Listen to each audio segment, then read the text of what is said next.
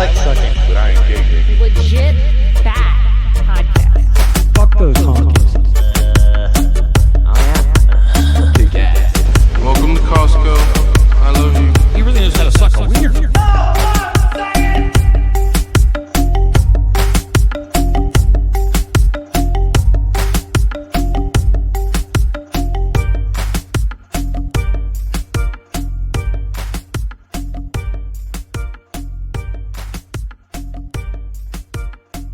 Boom! Welcome to Legit Bat. Am I muted? Can you hear me, Ben? Yeah, I can hear you. Okay, cool. I always fuck up the intro, and I'm doing it right now. I'm fucking it up in real time. That's awesome. I'm Joe. Jen's here. Ben's here. Lene is not here, but she might be here for Planet Retard coming up at 6:30, so stay tuned for that one. What else do we got? Any other announcements or anything? No, I think we're good. I don't think so. I think In Planet Retard, we're gonna feature Bags Draws, who did our awesome fucking logo back here, Boner. and that great sound drop. He'll be on making his podcast debut, I believe. I don't think he's ever been on any other podcast. Ooh, that I cherry know pop. of. Cool. Yeah, be awesome. But we have hang on, just looking at buttons here. I think we're good. Do you have voice meter open? Yeah, I think we're live. I think everything is working. Sweet. Let's check out. Yes, everything is working. Don't jinx it. Have you seen my wiener? We're all working. Everything's All going. right. Okay, so tonight we have a singer slash rapper slash we'll let her introduce herself, but it's Tesstamona. She's at Tesstamona on Instagram and at The Great Silencing because she has a podcast herself. So Tesstamona, introduce yourself and what you do and what's going on over in your neck of the woods. All right. Well, thank you for having me on. My name is Tesstamona. I also run a podcast called The Great Silencing, that came about just because I was getting hammered and fucking censored left and right. And long story behind all that, but it's just a play off Great Reset, but Great Silencing because many of us are.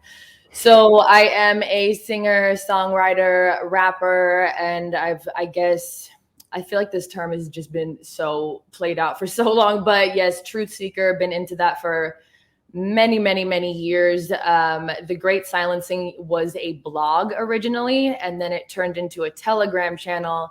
And then I just started going on so many podcasts and also realizing most people like to listen or watch stuff. These days, people aren't like real keen on reading long blogs. So I switched it to a podcast. So that is the gist. And as far as music, I like to fuse alternative hip hop with dark trap, blues, and lo-fi. So my music is very message based, very solution based as well, but also kind of aggressive. So some people love it. Some people are offended by it. And my neck of the woods, I don't know where on the West Coast. Where on the West Coast are you guys at? We're up about 2 hours north of Sacramento. So far north. Yeah. Okay, cool. Yeah. So I'm from Oregon and I also used to live in LA. I lived there actually during the whole scamdemic bullshit when 2020 happened. But I recently moved out to the Nashville area in Tennessee. So I used to be in your neck of the woods. That's where I'm from, is the West Coast. But I am out here now. And aside from music and the pod, I have just been doing a shit ton of work in the community. There are so many freedom festivals and events and freedom cells, whatever you want to call it, out here. A lot of people just teaching people how to exit the matrix and live off grid. I've learned a lot myself. So that has been a tremendous blessing, just being able to, it feels like you're living multiple lives, honestly, because music can be very different, but they do combine in certain situations. But it's been a huge blessing to be out here and to get to meet so many people that are kind of all trying to do the same thing. That's awesome. Yeah, we have a couple friends out there. Tony Merkel from the Confessions lives out there.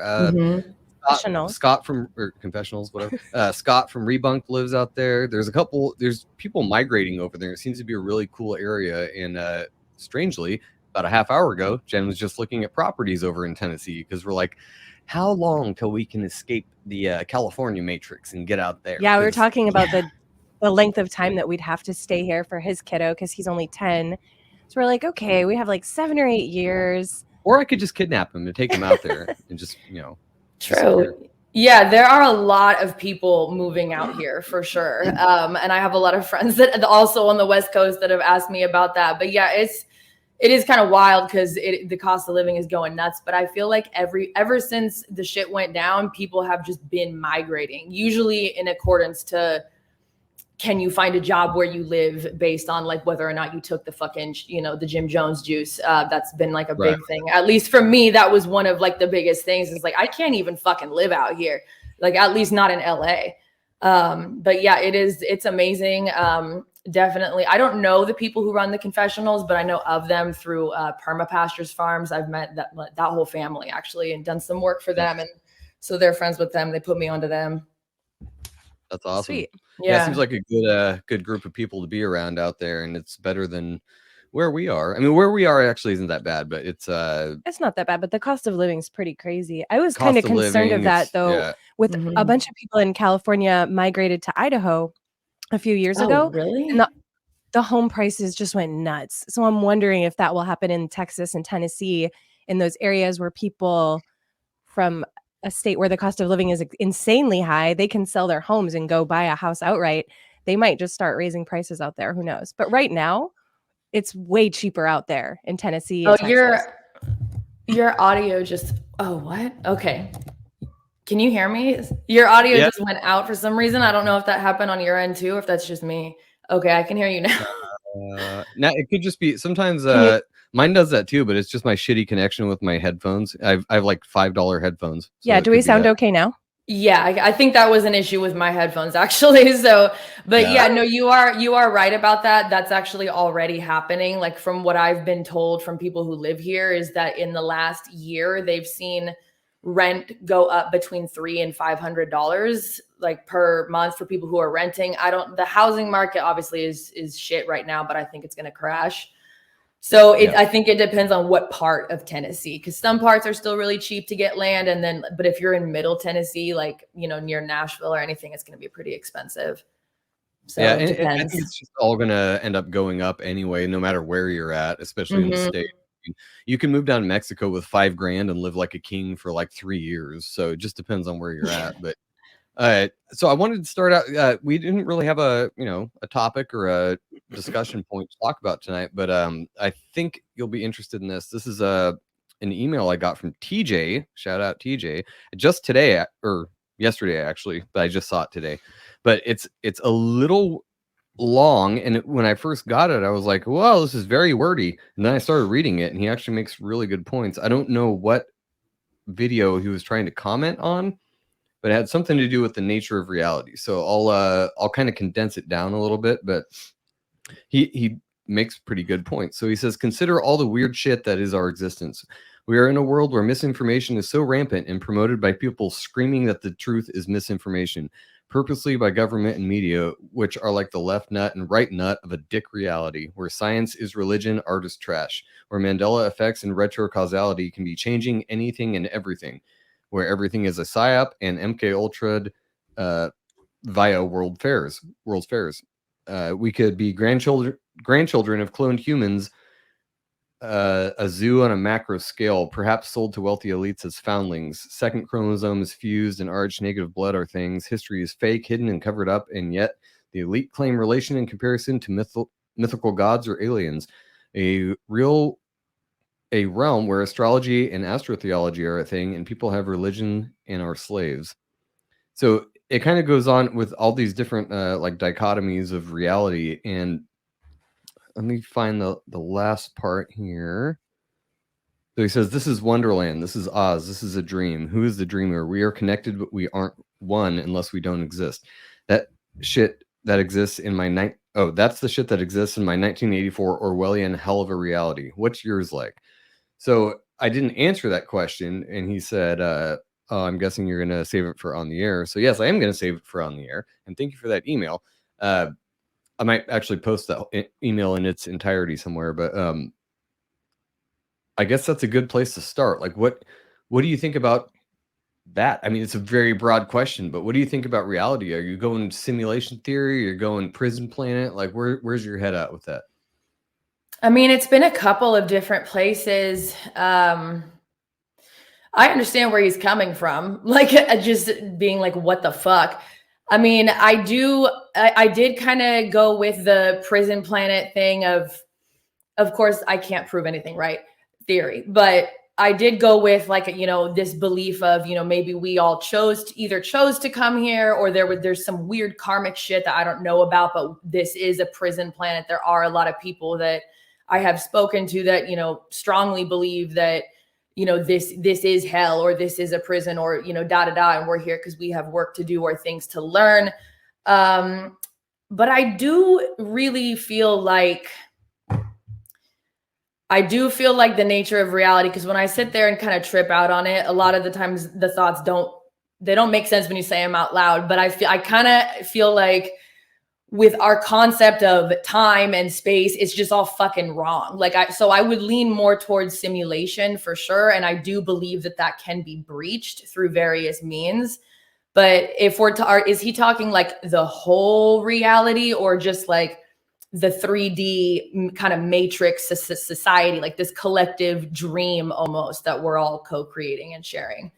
Like, do you feel like broad, or just? I took it as very broad because I skipped over a lot of it. But he's talking about paranormal, supernatural. He's talking about all the different things that, I mean, we talk about on this show and other shows, but I think he's talking very broad, like, what the fuck is this? And why are we here doing this? And the prison planet thing, I mean, we did a very popular show with Howdy Mikowski a couple weeks ago.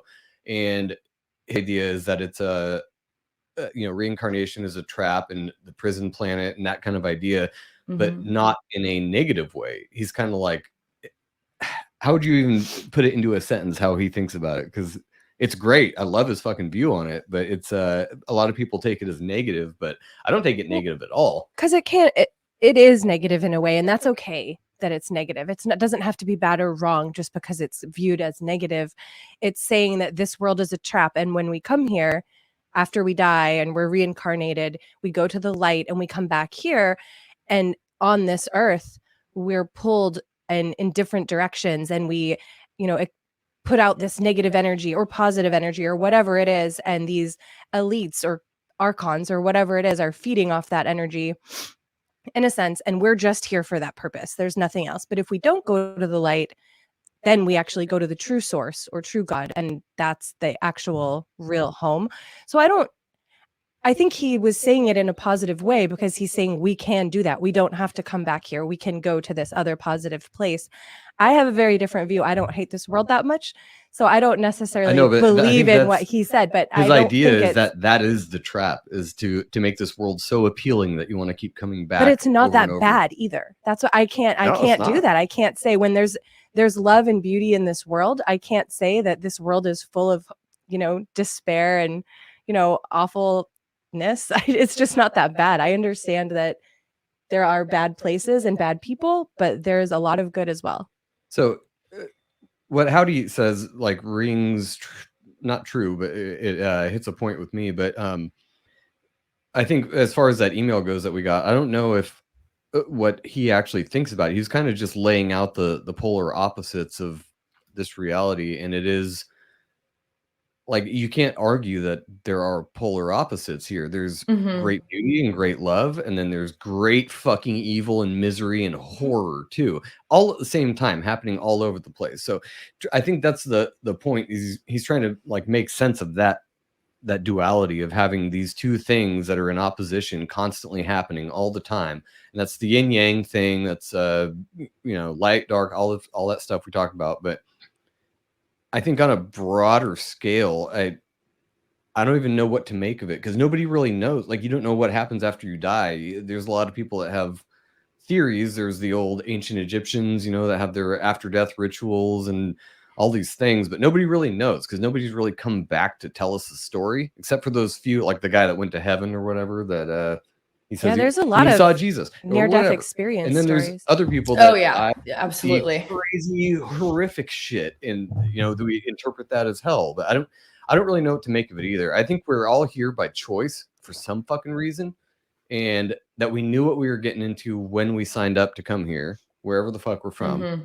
And it's for some reason we decided to come here, and it's kind of like a training ground or a like a boot camp or something. I don't. Or it's like Severance, like the show that we've endlessly talked about, where Yeah. we were like, I don't want to have to deal with my shitty life on earth. I'd rather just chill in heaven. So there's a part of us that's up there somewhere hanging out, having fun, but then we're down here. Yeah, they're just up there smoking weed. We're like that's another away. thing too, though, is like the concept of multiple realities and multiple dimensions existing simultaneously, which I'm interested in that personally. I'm going to ask you guys, but I understand if you don't want to answer. Has anybody done DMT at any point in their life?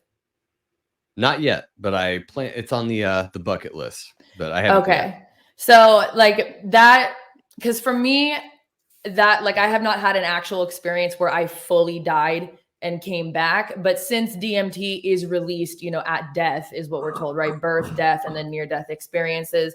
All I know is that my experience with DMT, I absolutely went somewhere that was not this realm, and that there were other, I don't know what you would call them, entities present in that experience. So there's other shit out there. Like, I do not think this is it at all.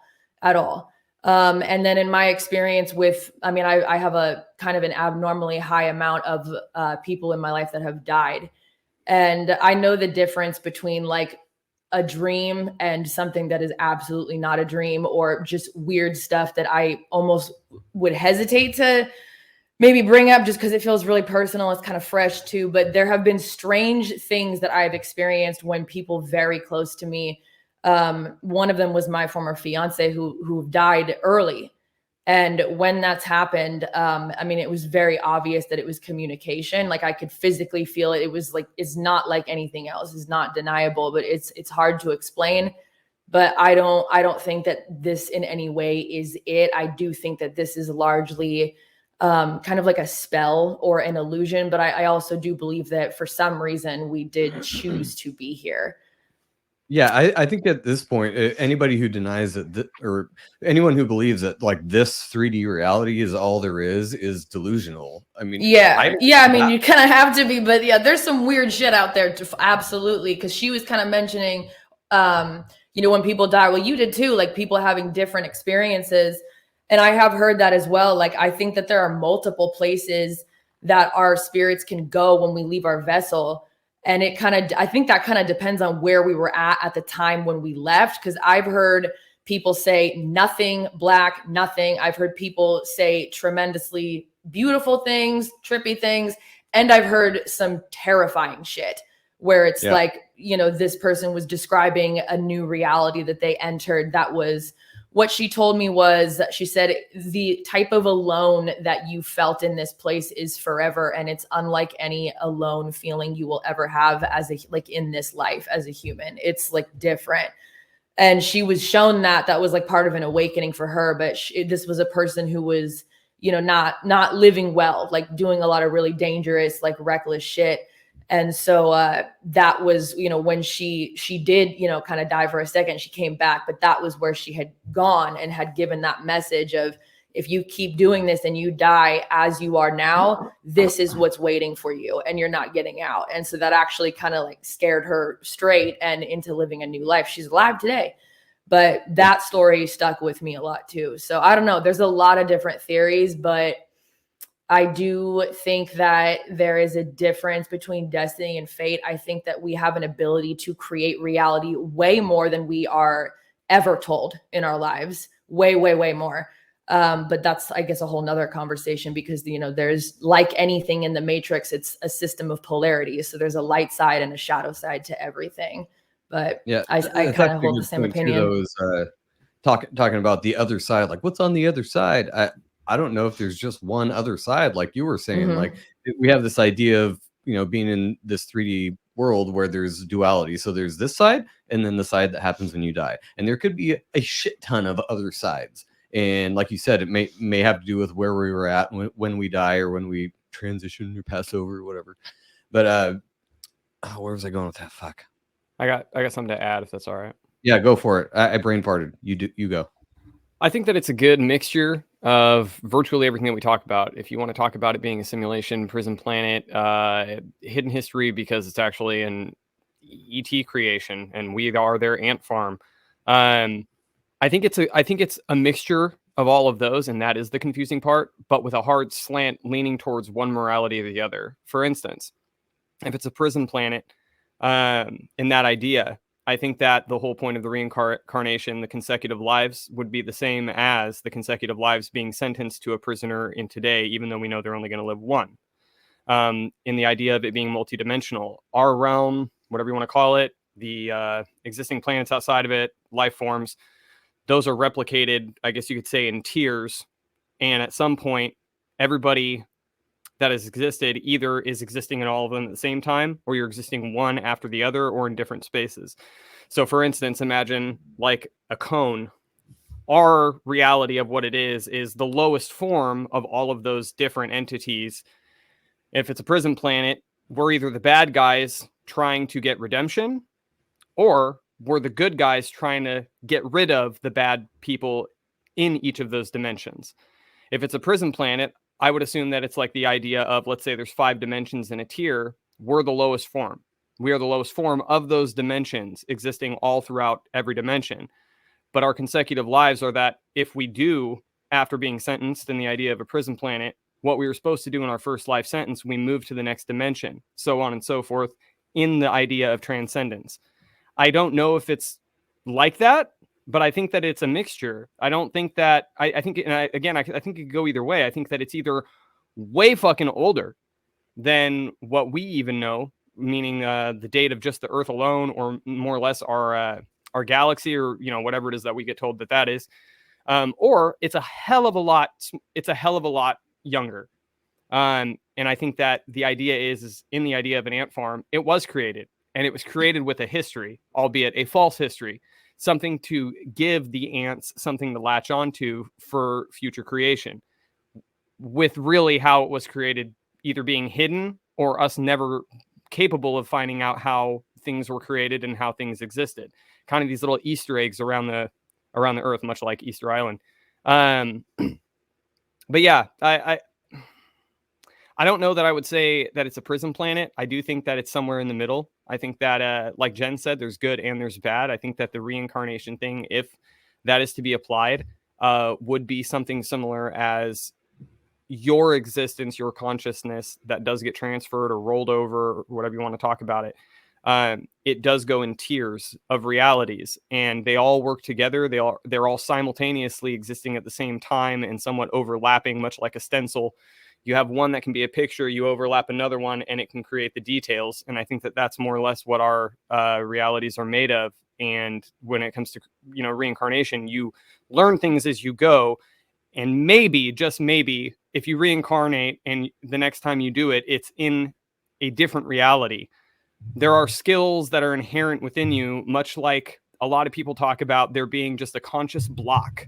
It's like something, and we talk about unlocking your full potential and like all of this stuff. And I think that that's there for a reason. And I think that some people have figured out how to unlock that, I guess you could almost say prematurely. And I do think that that goes into a lot of the conspiracies that we see as to why some people who were absolutely extraordinary, had certain abilities, either one, never told us everything that they knew, or suddenly disappeared.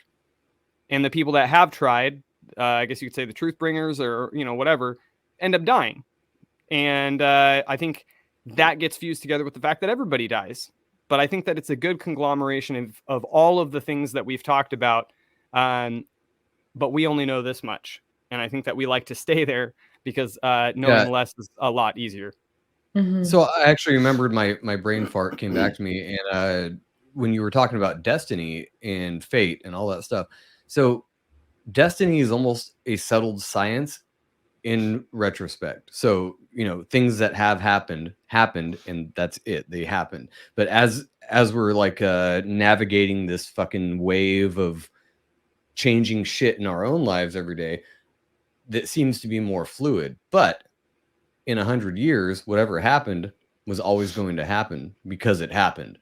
So what do you think about time in that way too? Like, do you see it as more circular, or because I don't think that time is very linear. I don't think it's like this happened, then this happened. it seems like, especially if you're talking about the multiverse or whatever, that it's all kind of happening all at once, and it always has been, always will be, and we're just kind of experiencing a point in that. But whatever's going to happen will happen, but whatever's going to happen is also kind of dictated by how you act and how you are. So it's kind of a mix between like destiny and your personal choices, because the free will thing is such a different conversation in itself. But yeah, so what do you think about that, like the fluidity of time and all that? That was a lot, but go ahead, I'll let you go. Yeah, well, I do not believe that time is linear. I think I fucking hate clocks. Our calendar is bullshit.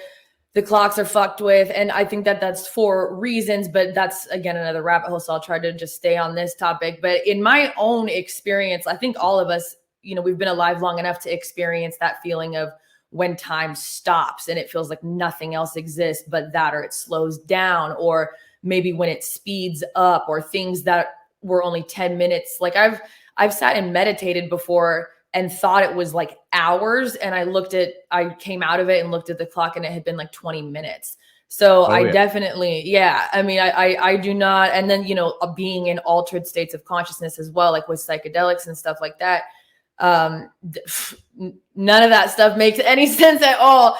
So no, I don't. I think that this concept of time, there are many uses for it, but like none of them are helpful to us. But I think it's mostly just to kind of keep us blinders on, looking toward this one direction, kind of measuring how we're acting based on how many, years that we've been alive or whatever. I can't say that I know if it's circular or if it's, what it is. Let's see. How did somebody broke it down, and I'm trying to it's hard to regurgitate things that I still don't fully comprehend, but she was explaining like the third dimension being time, space, like but then like higher dimensions being the opposite, like space, time. So like the way that you move, it's almost like everything's always happening at once, and you can choose to travel to different parts of time, like maybe to something that's in the past or maybe to something that's in the future, if that makes sense. Like I've been thinking about that actually quite a bit, just because the way that so many people are just slaves to the clock and the time and schedules. I mean, to a degree, everybody is, but it's just, it burns people the fuck out. It's exhausting. It doesn't feel natural at all. It really doesn't. And like the best moments I've ever had in my life are always when time stops completely and that concept is gone. That's when I feel most free. So I do not think that time is linear, but I don't know if that's really much of an answer, because I can't say what it is either. I'm not sure. No, it's hard to, like you were saying, it's hard to describe something you don't understand yourself, but you have an innate feeling, and you know what you know, but you can't really speak it in the English language, especially. I've mentioned this story a bunch on the show, I think, before, but I had a weird psychedelic experience when I was taking a piss, of all places, where all I can say is that I experienced eternity, and it was 1 second long. And I think that kind of, describes what we're talking about with time here. But it was where I was outside of time for like a second. So it was all time, and when I was young, and when I was old and dead, and other places, all in 1 fucking second while I'm taking a pee. So it was, I don't know how else to explain that to somebody. Do some mushrooms. I don't know. Well, you're quantifying it because we're taught to know time from a very young age. Good call, Jen. I like where you're going. Exactly. So so it doesn't mean that stuff isn't real. I think time is linear because we make it linear on this plane, but it doesn't have to be. And you're right, what you said about I think time was designed for those blinders to be put on us, because we're so focused on, we have to be here. We have to do this. We have to do that. I have 5 minutes until we have to do this. It's just another control mechanism. That's one of those blocks that I was talking about. Yeah. So I was just, I talked to Taylor Alina the other day, and I made an analogy about Farmville. Do you guys remember Farmville back in the day? Facebook. Was that a game? Yeah. Facebook game. It was a game that came out. So so I had some friends who were super obsessed with it. I never really played it, but I saw it and I knew what they were doing. So it's a game. It's not real, but you can completely take the template of Farmville and apply it to this world that we're in right now. So these fucking people, these fucking retards were like, oh, I have to harvest my crops because you plant these crops. The whole point is you build a little farm and then you plant these crops and you have to harvest them. And if you don't harvest them within a certain amount of time, you have to wait a certain amount of time for them to grow, like 5 minutes or 10 minutes or 2 days or whatever it is. And then once they're done, you have to harvest them or they die and you have to do it again.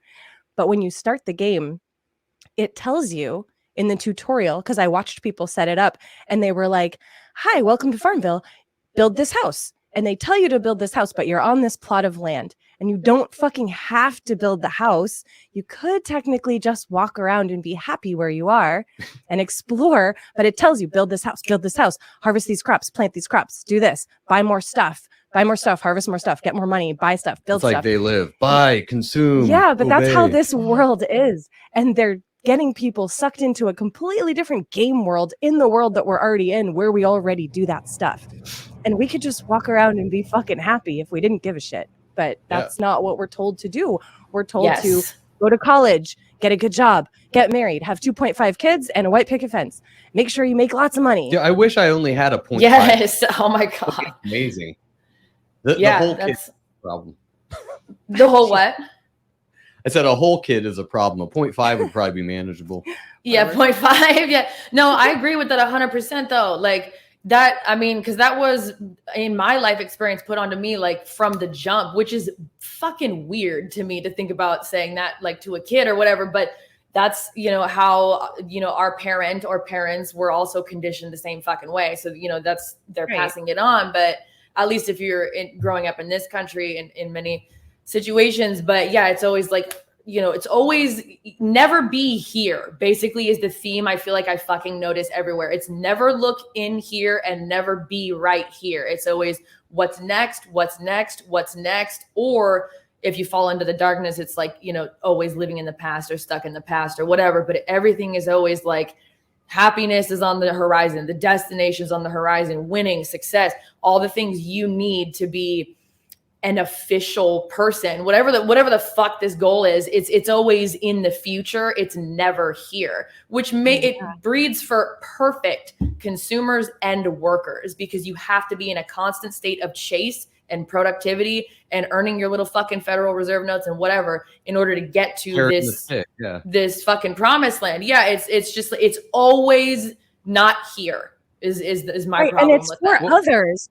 It's for other people. It's not for your own happiness. It's for others will judge you if you don't do this. What will other 100%. You?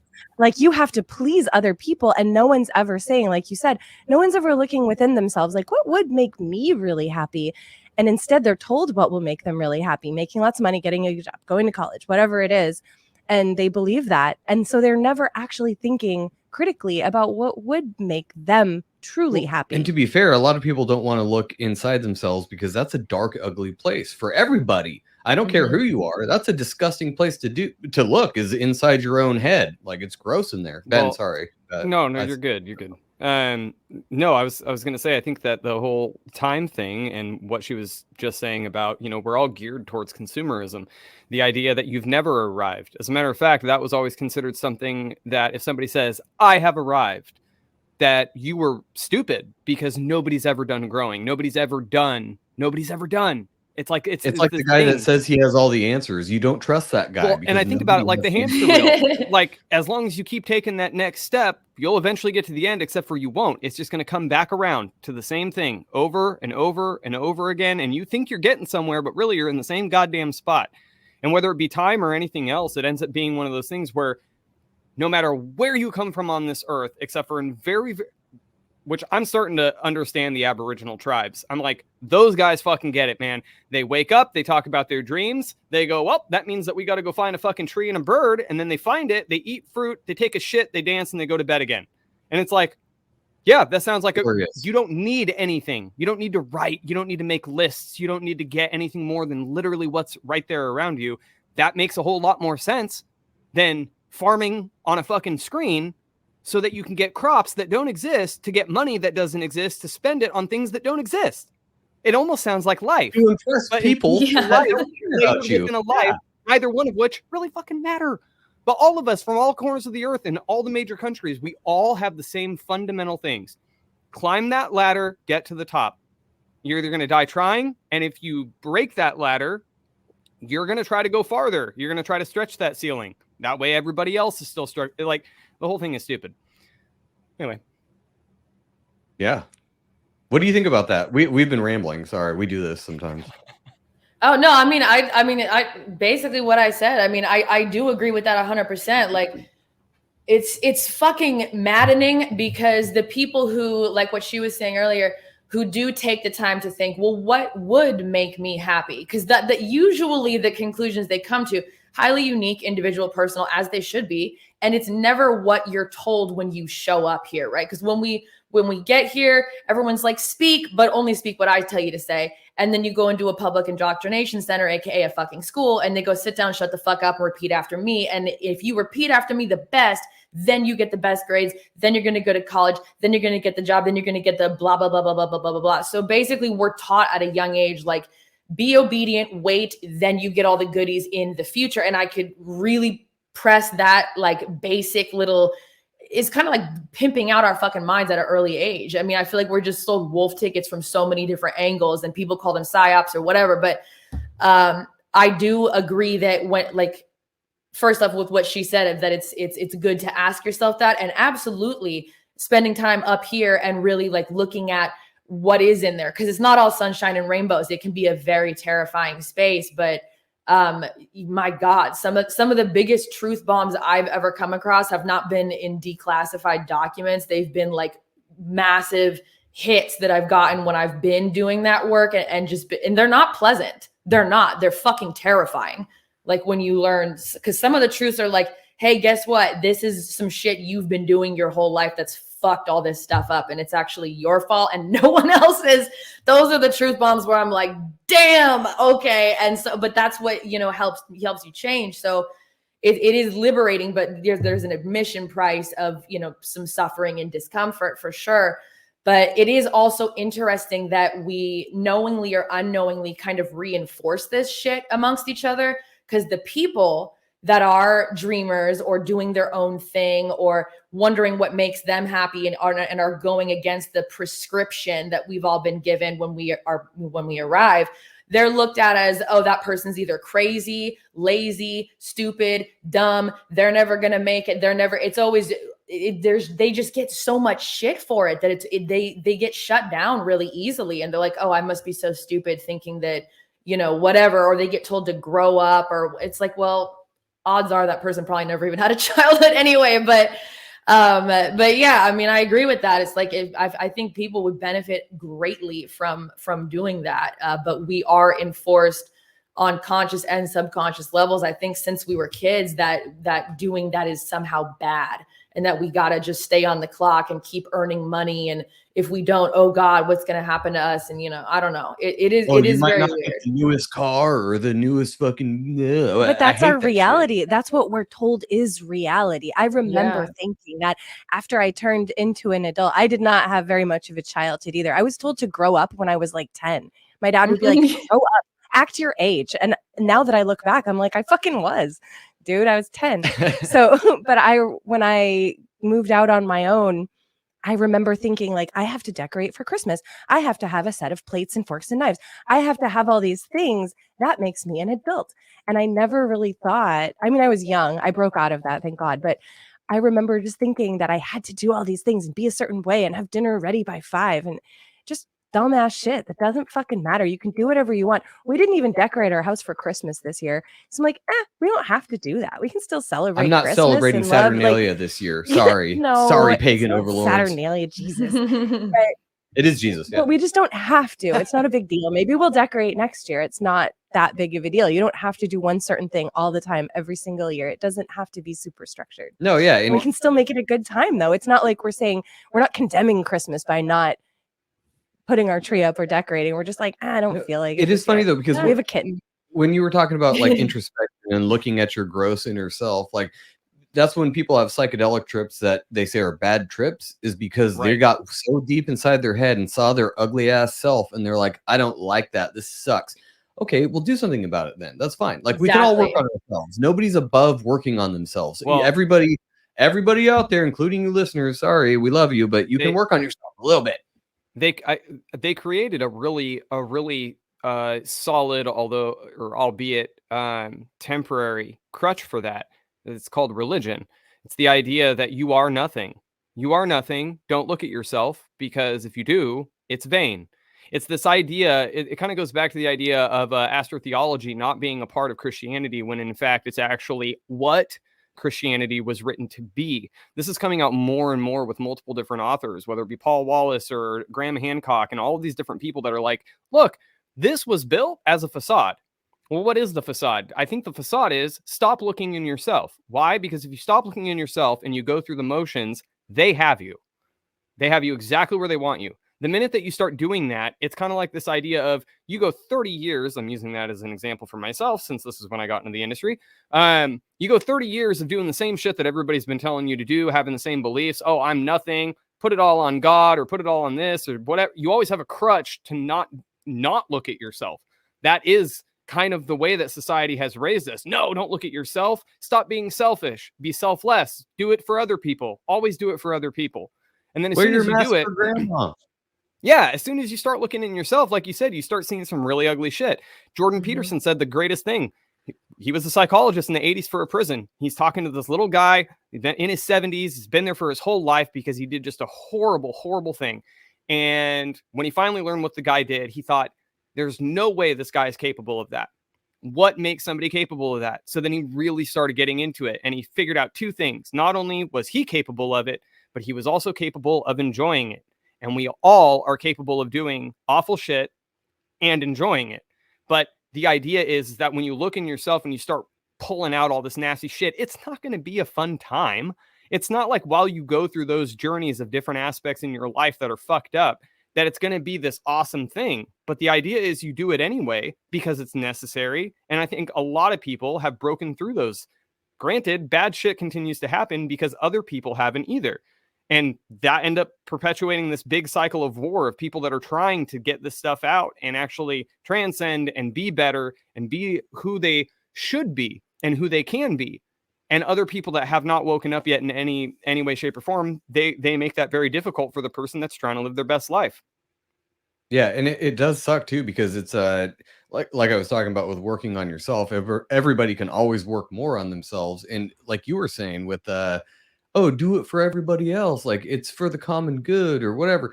I think the whole idea of sin is based on you and you contained in yourself, because ultimately whatever they call sin affects you the most. It's right. Yeah, it affects other people too. Like if you fucking stab somebody, yeah, that affects that person. They're going to be stabbed and it's going to suck.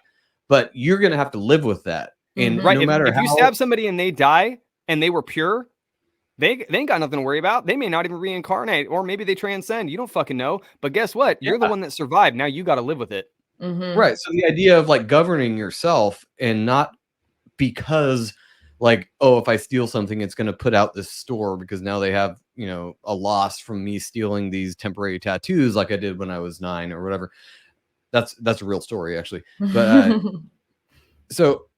but it eventually catches up with you, and then you have to live with that, and you have all these memories and, you know, whatever, however it affects you. Like it could affect you in a ton of different ways, whatever you do that's considered a sin or illegal or whatever, but it all eventually just affects you. I think it's about being true, though, too. You have to be true and real. Being true and real, you'll know yourself the best. You'll have the most self-confidence because you are honest with yourself.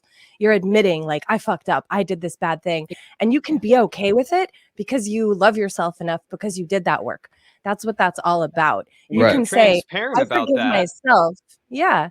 But you're being honest and true and real. And there's something about that that is so freeing, that helps people move forward. When you're holding it all in and constantly trying to hide from a truth, it's going to be a long journey and it's not going to be very fun. Yeah, nobody's an very expert. Ugly. It is great though when you just say things that are true. It's fucking great. Like even if somebody's mad about it, you're just like, I'm sorry, that was true though. Like you can be mad. I'm not mad. I actually feel great. This is amazing. Like I've said, truth only hurts if it should. Yeah, and sometimes even painful truths feel better. Like, I don't know if you've ever been in those situations where maybe there's something going on between you and someone else, and even if they tell the truth and it's very painful, there's almost like a release of tension because at least you know. At least you know, you don't have to wonder or guess or make a million different scenarios up in your head, you know. So it's still very liberating because you know whatever choice you make based off that information, it's based on something that's actually real. And not just this talked about this clusterfuck. A couple of weeks ago, is the idea of somebody criticizing you or correcting you on something that you were genuinely doing wrong. People's egos get hurt, and so they get all defensive, and they're like, no, it wasn't. And then when you find out that, no, they were telling you the truth, you were actually fucking wrong. Why is that a bad thing? Why does everybody take it as like this demeaning idea? It's like, dude, if I'm going to work every day and I'm doing it the wrong way and somebody comes up and goes, hey, fucktard, you're doing it the wrong way. It's supposed to be this way. The first thing I'm going to do is go, holy shit, you mean I've been doing it wrong this whole time and now I know how it actually works? Fuck yeah, I'm going to do that now. Why is that a bad thing? We're programmed that way as little kids. You did this wrong. You're punished. You're in trouble. You're getting a spanking. You're getting your hand slapped or whatever. We're programmed to be terrified of making mistakes or of being wrong. I think that's huge in schools too. I mean, think about it. If you get the questions wrong, which it's usually A or B, yes or no, you know, whatever. It's whatever the teacher said. If you're wrong, then you get, you know, either kicked out, punished, humiliated, suspended, what, you know, but they do that when you're like a little kid. It's like, it's either right or wrong. It's either praise or shame, but there's no middle ground. So like, I think it's a huge mark of good character to be able to take criticism and not just have it flip you the fuck out completely. Because for me, like I'll straight up say I would not even be alive if I didn't have people in my life in various periods of time that were willing to hurt they did not give a fuck about my feelings. Zero fuck, because they cared about my life more. So they're like, I'd rather you go and cry in your fucking room and hate me, but live, as opposed to keep being delusional and reckless as fuck and get yourself killed in a few days, weeks, or months. And like, because of that, I needed that feedback because I was so delusional. My ego was so thick, and it still can be. It's just layers. But it was so delusional that like I had all these behaviors that were so harmful, both to myself and to people around me. And I genuinely did not see it because I was also lying to myself. It wasn't even that I was only dishonest with the world. I was really playing myself the hardest, which is kind of similar to what you were just talking about in regards to sin, like who's really suffering the most for that shit. But that's always what it comes back to. That was a blessing that self to get called out. Once you finally get to that level and you realize it started with you, now you start to realize that the people around you told you the truth. We're not the ones fucking your life over. And that's one of my best friends. He's been on the show multiple times. He went AWOL for like a year, getting into some dark shit. Had he not have gotten out of that, he wouldn't have made it to 30. And when it first happened, I had to sit down and tell him, I don't want you to be around my family. I'm sorry. I don't want you to be around my family. I don't want any of this shit around my family. Tell me when you figure this shit out, and then we'll talk. A year later, I saw him, and he had lost like 60 pounds because of what he was doing. This is a big dude. And he ended up joining the military. He got his life cleaned up, spent 8 years. Now he's got a family with 2 kids, just had a second one. And when he was in boot camp, he used one of his phone calls. I think he gets 3. He used one of his phone calls to call me bawling on the phone. And he said, you know, when you first told me you didn't want me around you, I blamed you and everybody else for them pushing me away for something that I genuinely felt like I wanted to do. He said, but now that I've gotten out of it, I realized it was me pushing everybody else away. And I'm really sorry for that. I'm like, sometimes, though, exactly what you said, I would rather have told him the truth and not have had my friend die before he was 30 than hurt his feelings, lose 11 months, and have him back way healthier. If you just, and this is where you have to surround yourself with those same kind of people. And it sucks too, because it's hard to get to that point for everybody. I'm speaking from experience and from observation that it's very hard to get to that point where you can be like, I was wrong about literally everything. That's the last thing anybody wants to say is I was wrong. I mean, being lied to, that's one thing. Like, I mean, all of us in this community are like, yeah, we've been lied to. Fucking yeah. But to say, oh no, I was actually dead wrong about all of this is a very hard thing to do, because then you have to look, you know, the opposite point of view in the face and be like, that's what was real. And I've been harping on this fucking thing for so long. I'm thinking I was right. And it's not an easy thing to come to grips with. The fact that those opportunities are presented and we are afforded the opportunity to witness them and experience them is what makes me think that this world is not a prison planet, by the way. Yeah, it's like a school. Yeah, it's more like that. I did hear that theory too, that it was like a school where you're supposed to learn how to love and also to receive love, which can be almost harder depending on who you are. But I have heard that before a couple times where it's like a school of love. I'm just like, God, it's fucking brutal, whatever it is. But sorry, I didn't mean to cut you off. Yeah, they're like, we're gonna throw all this crazy shit at you, and you still have to love. Good luck, have fun. Yeah, yeah, exactly. That's like saying I'm gonna slowly squeeze the life out of your neck, but you still have to breathe. Yeah, pretty much. I just find a way out. Find a way out. Yeah, it's not easy. Like, don't get me wrong. This world isn't fucking awesome all the time. I don't think it's super easy. No, to it's a just daily breeze through struggle. it. Like, it is. It totally is. But there are good things that can come of it. There are such victories you can have though that make it worth it every time. Where you're like, you're struggling for years or months or whatever particular thing you're going through where it just seems impossible and you're just like fucking down in the dumps all the time, and then one thing happens and you're like, fucking worth it. Yeah, but Like, I got a theory about that, Joe. I got a theory about that. When you hit rock bottom, anything that doesn't drag you down farther is something to help you continue, and it is better. That's the thing. Going when up. People are talking about, when people are talking, you're either moving up or moving out. Whenever somebody hits rock bottom, you don't have another layer. If you do, this is where people break because they aren't getting anything. Well, sorry. It's when people don't have that little breadcrumb that keeps them going. But I think that we're geared when we hit that level to start finding the silver linings in the shittiest situations. Whereas before that rock bottom, we wouldn't have looked at it as a silver lining. Hell, we may have looked at it as something shitty.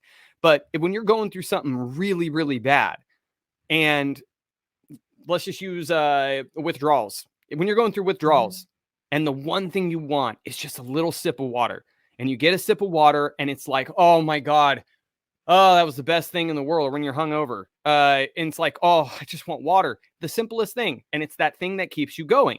And then when you look at that in a larger aspect, that's exactly, I feel like that's how all of our brains are. When we hit a certain level on the downslope, everything that happens to us can be looked at as something good if we want to make it that way. And I think that's where you start to learn more about yourself. Yeah, I think I've titled like 7 of our shows like a matter of perspective because it's all fucking perspective. You're right. Yes, that's what I was just thinking in my fucking head is just perspective. Well, the stuff you said about rock bottom too, I mean, that's extremely powerful, and I relate to that a lot. Just like as some I mean, I'll just say it, whatever. I've been in recovery for like a number of years. I used to be a heroin addict, so like, and I was living a really fucked up life.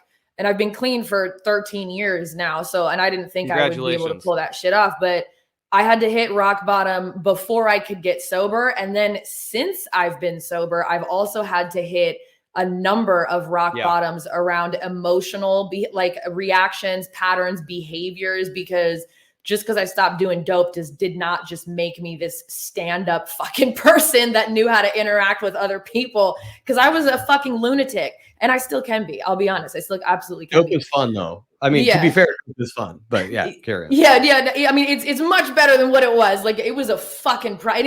I'm not saying that's not, I don't have the potential to be a problem to somebody. Like, I totally do. I still have to do the fucking work. I still have tons of shit that I have to work on. But it's always those rock bottom moments where it's like, it's literally like, they're all different, but it's either like die and death is right here in front of your fucking face, or change. And then when you're like, oh, I can't pick which one I want to do, that's even more of kind of like a shell shock of, wait, you can't pick between life and death. Like, how fucked is your head right now, dude? So then you get hit with that layer right there too. But that's what I guess what I was trying to say when I felt like the biggest truth bombs that I've ever had didn't even come from like outside things. It was just the revelations when you have those pockets of being separated from your own ego, even if it's just for a little bit. Because whenever you witness your ego, like outside of it, you're fucking horrified at its behavior, like every time. And you're like, holy shit, what have I been doing? And I mean, I had that experience just a couple months ago. I can't blame it on drugs now. It's just me. But I mean, Right. yeah, But it's once you get to necessary. that level, when you hit, like you said, when you hit those pockets and you Yeah. have sober, dude, the best thing you can do for yourself is to stay sober during a rock bottom time. Hell yeah. Like this is a story actually involving Jen a couple of years ago. Went through a horrid time. And when I did it, I said, I want to stay sober through this horrible time, because when it's over, and I know that it will end, this season will end, this too shall pass. I want to look back and know that I didn't drink and make it more fucked up. So I want to be clear-headed. I want to feel all of this horrible shit that's happening to me, because then when I make it through and I feel stronger without the booze, I'll know that I did it at the darkest time without booze. Why would I need it now? And one of the things I told her was I was reading this book during this time, and I was by myself. I had earbuds in. I'm vacuuming the house, and I had just read through this chapter on abandonment. And at the time that I had gotten the book, I was like, this is just going to be a crock of shit. I didn't get through the prologue before every page had me just bawling. I was like, I had never identified with something so heavy in sometimes nuanced times, not necessarily physical abandonment, but emotional abandonment.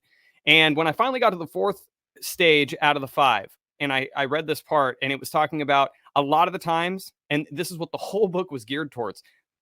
Nobody's ever abandoned you. You abandon yourself by blaming them for abandoning you. And when I got to that point, and it was like, what does it look like when you didn't abandon yourself? Do you know who you are? Do you know what loving yourself is like when you haven't done it for so long? Because that's when the abandonment started. I flipped the fuck out. I texted Jen, and I was like, oh my God. And it was a huge brain explosion for me, because I'm like, yeah, that's fucking true. Like, I'm going through the worst time of my life, and I realized nobody else has left me.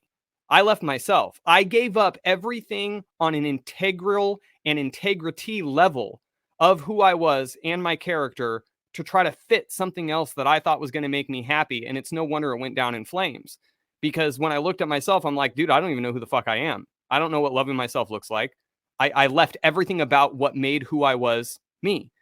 And when I finally started getting that back, and I stayed sober, and now it's, 2.5 years later, and I haven't had a drop, I'm like, yeah, I don't ever want to go back to that. I don't ever want to go back to not knowing who I was and giving somebody else that kind of power. Well, you had you had your own set of circumstances that led to that, but it is super hard to literally go outside yourself and look at yourself and what you're doing and who you are and be like okay with that. And there's a fine line too, because when you're looking at yourself from outside yourself, normally during psychedelic experiences, in my opinion, but when you're looking at yourself outside yourself and you're like, this is who I am, this is what I do, these are the things that I say or do, or the faces I make, whatever little thing you're like judging yourself on, it's such a fine line of being confident in how you are and also nitpicking what you're doing. You know what I mean? So it's like, you can't like judge yourself too hard, but you do have to look at it and be like, this is a truth. I do that, but that's also who I am. But I could also real with not yourself. do that. You have to be real with yourself on both levels, but it's really hard when you're going through an emotional time, because your perception is based on how it makes you feel. And a lot of times you have to get through all of that before you go back through that actual real look of being real with yourself as to what it is that you did wrong and what you did not.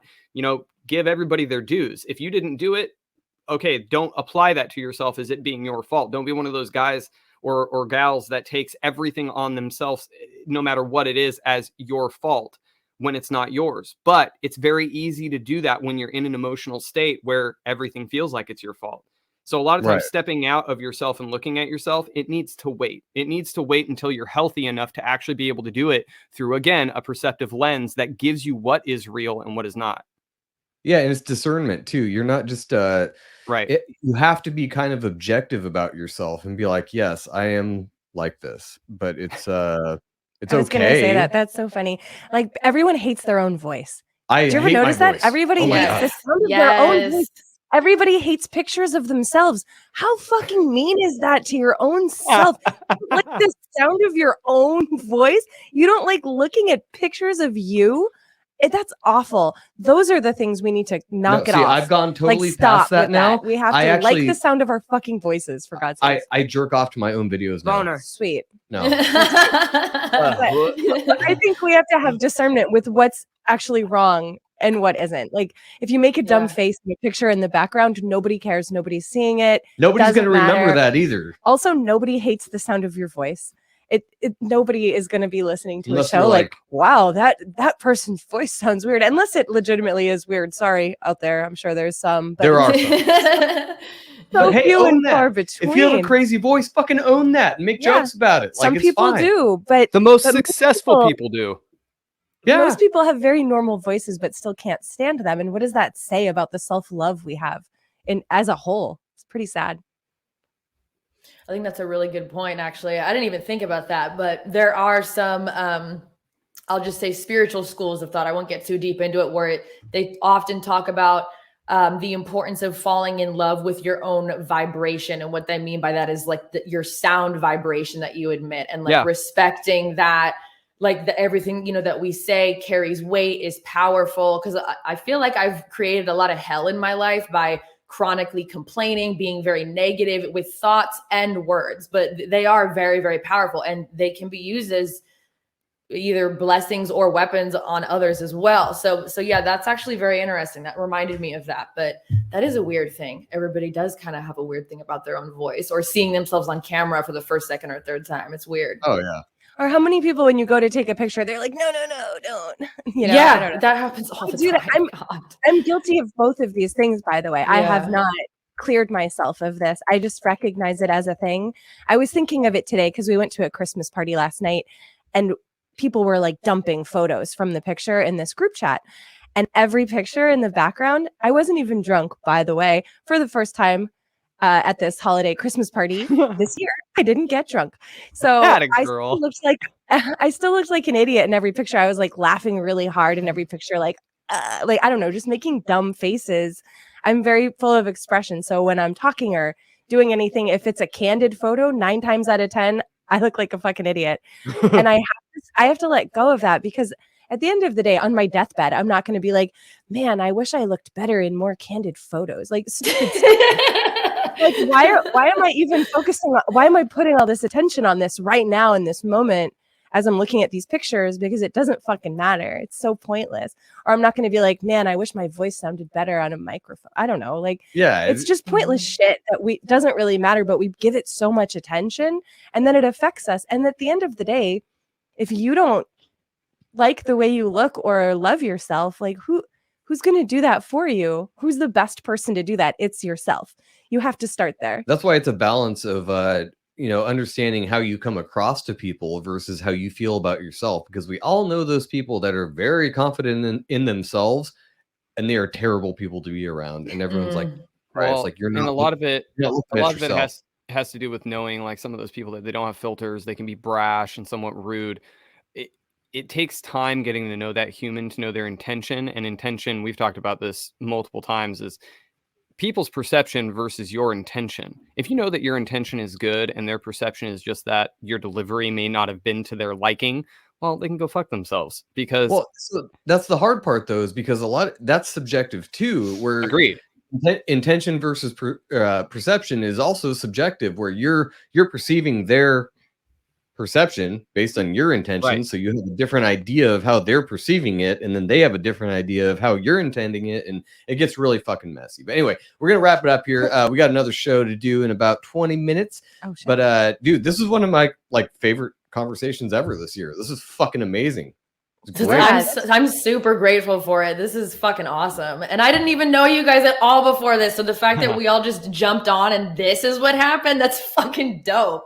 This is what we do. Yeah, this was super cool. You should actually come on for a Planet Retard episode sometime. So every Sunday we do we just read silly news articles and we just kind of make fun of them. We're not giving it too much attention. It's more relaxed. It's more to point at the world being silly and hey, look at this clown town we live in. Haha. And it seems like that would be right up your alley. Just to give some positivity to the negative things that people see, or to point out clickbait in the news or articles written by AI. And I guess that's a great way to close too, is don't take yourself too seriously at all. I don't. I laugh at myself all the time. It's great. and to the point of self-deprecation, which is great for the audience, not so great to me. But Well, no, make fun of yourself. Realize where you have mistakes. That's fine. Everybody does. So don't think you're weird if you like treat people a certain way. Like, just work on it. Just notice it at least. Well, Sorry, and we are going to do a slightly extended segment on Planet Retard on top of the general retardedness that we can find in the world. We'll also be doing a segment of what grinds our gears. Joe asked me to lay out some of the most petty shit that really pisses me off. If you guys have anything, that list is so long. Did you It's gonna be abbreviate good. it? well, I mean, it's only No, 8 we'll go through points. all of them. Oh, it's only 8 points. But no, if you guys have anything, just like the dumbest petty shit that for whatever reason, whether it should be or not, if you guys have any, dude, send us an email. Let us know what it is that really just grinds your gears throughout your general day that you just really dislike. And I'll pick one or a couple or all of them to read the next time we do that segment. Hell yeah. Well, Tesstamona, tell everybody where they can. I'm going to put it up on screen, but let the audio listeners know where they can find you. Awesome. So you guys can find me on my website, which has a link to everything, both music and podcast. Also my merch store. I also sell really cool concealed knives, non-permissory environment tools if you're interested in those. And I make my own merch as well. So check out the store if you're interested in some shit like that. You can go to tesstamona.com. That is TESSTAMONA.com. On all social media platforms, I am at Tesstamona. And I also have a backup account on Instagram for the podcast, and that is at The Great Silencing. If you are on Telegram, you can find that Telegram chat is The Great Silencing Uncensored on Telegram. And then I just got on Rumble because YouTube's fucking removing my videos and shit. So I just got on Rumble, and that is The Great Silencing with Tesstamona. Yeah, that like happened a week ago. So now I'm on Rumble too. But yeah, awesome. Tesstamona pretty much everywhere. Well, and yeah, I mean, we have it up on the screen, but I'll put it in the show notes for the audio listeners too. But it's linktr.ee/Tesstamona, so you can find everything her there. But thank you so much for coming on. Thank you. This was great. Yeah, this was fucking awesome. Thank you guys so much. It was fucking great conversation. Hell yeah, we appreciate y'all. This was a little more not fart jokey, which some people will fucking appreciate. So you're welcome. But we will catch you guys next time. Like I said on the last show, it's going to be a little bit spotty, but we hope to have a show out next Sunday. And then it's Christmas, I think. So probably not after that. But anyway, I doubt we're going to be doing one on Sunday, Christmas the 25th. I doubt it. I'm going to be drunk. If you guys are really desperate to hear some legit Bat podcasts, go back to our first couple shows and you can hear how much we sucked. It was great. Go back to the shows we did drunk and outside and tell us how the audio quality is. Go back to our first couple shows. Don't listen to them and then just move on with your day because you'll be better. All right, guys. Have a good night. Love you.